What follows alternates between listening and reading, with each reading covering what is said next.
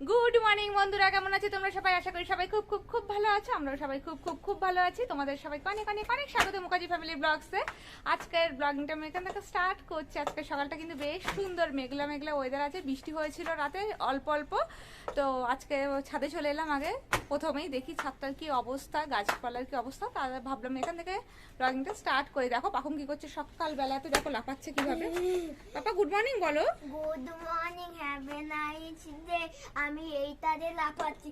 এই দেখো আমি এইতে এখানে রাখলাম, ওইটা এখানে রেখে এইভাবে লাফাচ্ছি। লাফাতে এত ভালোবাসে। দেখো গাছে কিন্তু ফুল ফুটেছে আর বেশ সবুজ সবুজ ব্যাপার রয়েছে।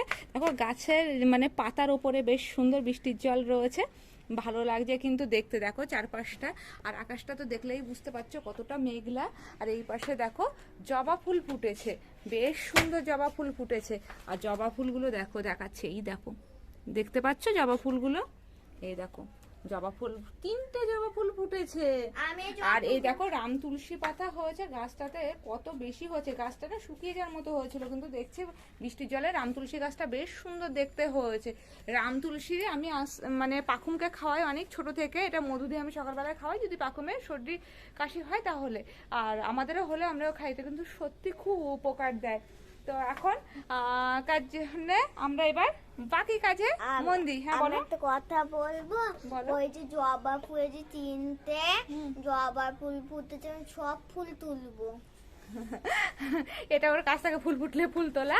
তো আমরা এখন যাই, ঘরে যাই, দেখি কি কাজ করা যায়। আর ও লাফাতেই থাকুক, সকালের ওর ব্যায়াম হয়ে যাচ্ছে, লাফাতেই থাকুক।